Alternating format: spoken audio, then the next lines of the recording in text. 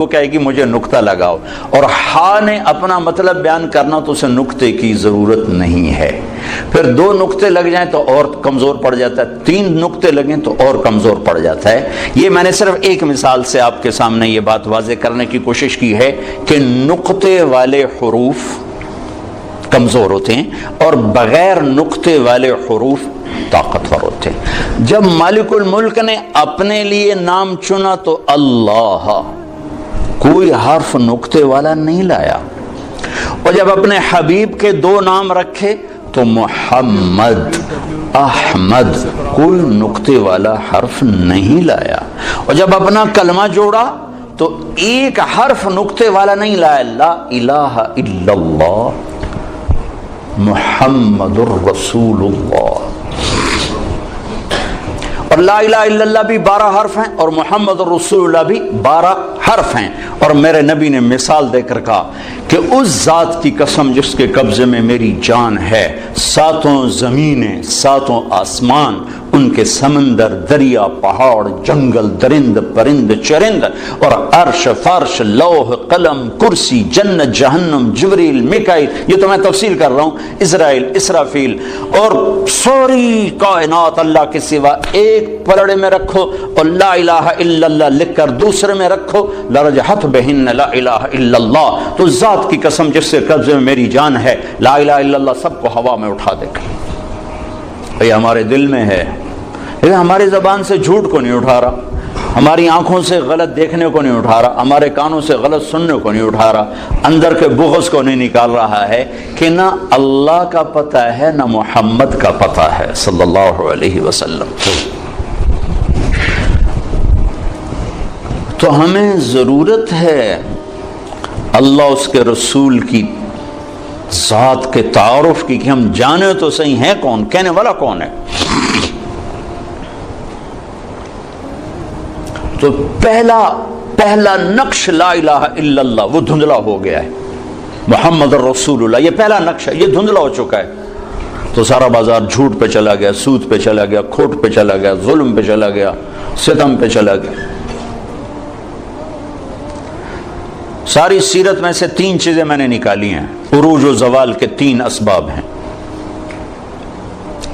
جس قوم میں عدل ہوگا، جس قوم میں سچائی ہوگی، جس قوم میں دیانت ہوگی، انہیں زوال نہیں آ سکتا. چاہے وہ مسلمان ہے چاہے وہ دہری ہے. دہری ہے کوئی مذہب والے نہیں، اللہ کو مانتے ہی نہیں ہے. اگر ان میں عدل ہے، اگر ان میں سچائی ہے، اور ان میں دیانتداری ہے، انہیں زوال نہیں آ سکتا. آخرت کا فیصلے آگے ہیں، دنیا میں انہیں زوال نہیں آ سکتا، ان پہ کوئی غالب نہیں آ سکتا.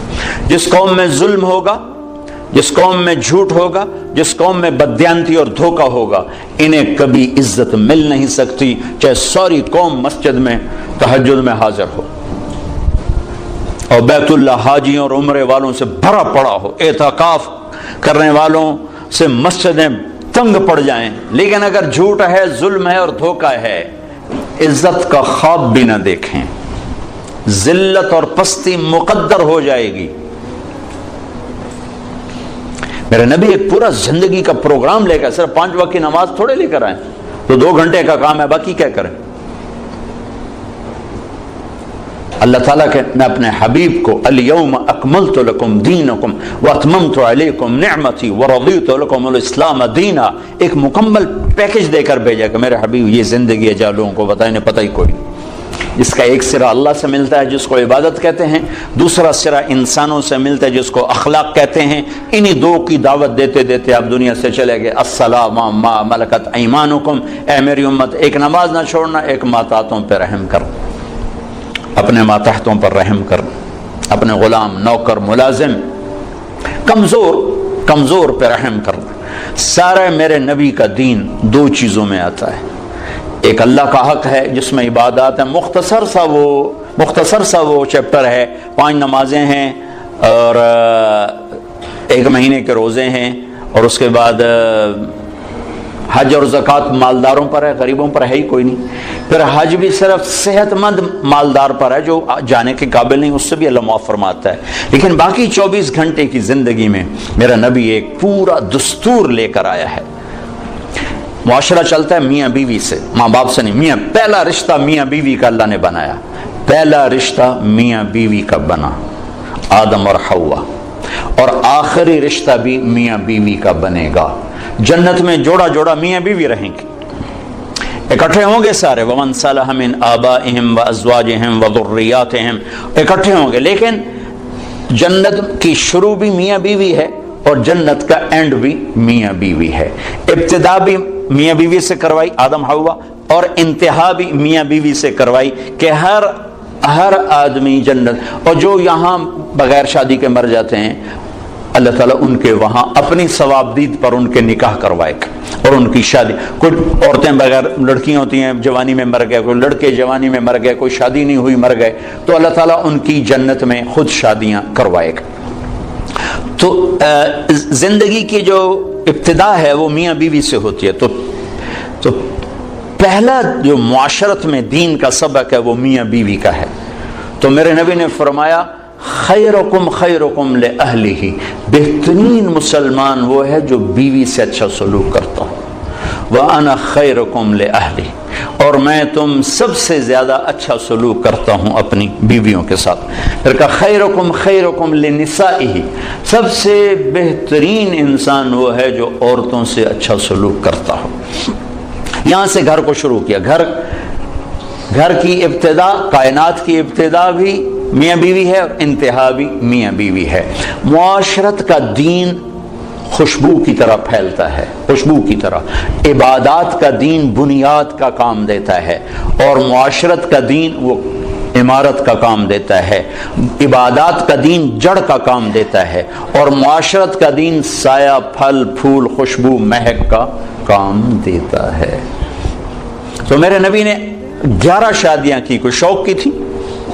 25 سال کا نوجوان 40 سال کی عورت سے شادی کر سکتا؟ جس عورت کے 2 نکاح ہو چکے ہوں پہلے، اور ہر نکاح سے اولاد بھی ہو، ہر شادی سے اولاد ہو، اور 40 سال کی عمر ہو، 2 شادیاں ہو چکی ہوں، اور شادی کرنے والا 25 برس کا خوبرو نوجوان ہو۔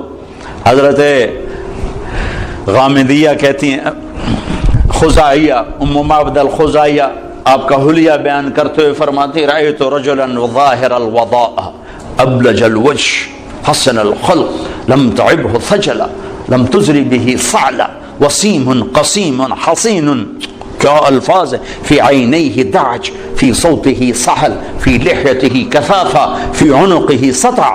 میں نے ایک جوان دیکھا ایسا حسین چمکتا چہرہ، نہ نکلا ہوا پیٹ، نہ دبلا پتلا، نہ پیٹ نکلا کہ بدصورت ہو جائے، نہ دبلا پتلا کہ بے روب ہو جائے، اور چہرہ روشن، حسین، آنکھوں میں چمک، خوبصورت موٹی آنکھ، آواز میں جادو، گردن لمبی، داڑھی گھنی، چہرے پر نور، 14ویں رات کے چاند کی طرح چمکتا ہوا چہرہ، وسیم قسیم۔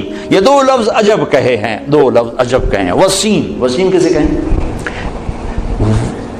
جسے دیکھ کر آنکھ نہ بھرے اور ہر دفعہ دیکھنے کا شوق بڑھ جائے اسے وسیم کہتے ہیں۔ اور قسیم کسے کہیں؟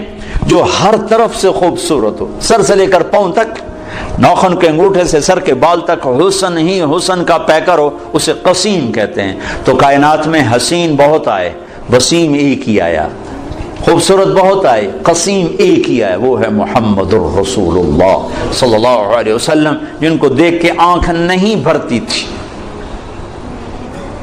اور ہر طرف سے حسن حسن۔ 40 سال کی عورت سے شادی ہو رہی، اور پوری جوانی ایک عورت کے ساتھ گزارتی۔ 50 سال آپ کی عمر ہوئی تو حضرت خدیجہ کا انتقال ہوا، 65 سال کی ان کی عمر ہوئی، اور اس کے بعد شادیوں کی لائن لگ گئی۔ معاشرت سمجھانی تھی، زندگی سمجھانی تھی۔ آپ نے فرمایا ما زوجت وما تزوجت الا بوحی من السماء اتی به جبرائیل، کہا میں نے کسی بیٹی کی شادی نہیں کی اور کوئی شادی نہیں کی جب تک کہ اوپر سے حکم نہیں آیا، اور جبریل لے کر آیا۔